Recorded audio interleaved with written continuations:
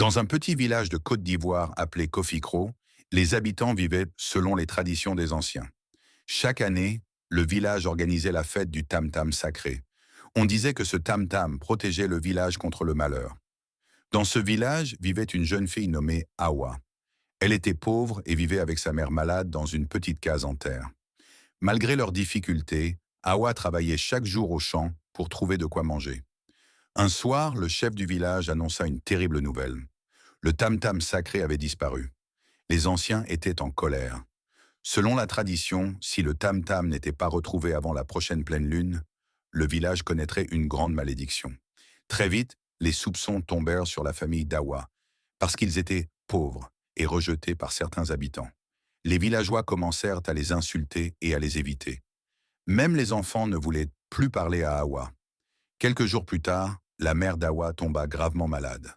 Awa pleurait chaque nuit, car elle n'avait ni argent ni aide. Pourtant, elle continua de chercher la vérité.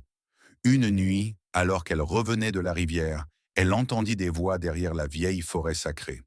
Cachée derrière un arbre, elle découvrit deux hommes du village qui avaient volé le tam-tam pour le vendre en ville. Awa eut peur, mais elle courut prévenir les anciens. Au début, personne ne la croyait. Alors elle conduisit le chef et les sages jusqu'à la cachette des voleurs. Le tam-tam était bien là, couvert de feuilles. Les deux hommes furent punis selon la tradition du village. Tout le monde comprit alors qu'Awa et sa mère étaient innocentes. Touchés par leur souffrance et leur courage, les habitants décidèrent d'aider la famille. Les femmes du village apportèrent de la nourriture et un guérisseur traditionnel soigna la mère d'Awa. Le jour de la fête, le chef du village déclara devant tout le monde: « La pauvreté ne fait pas d'une personne un voleur.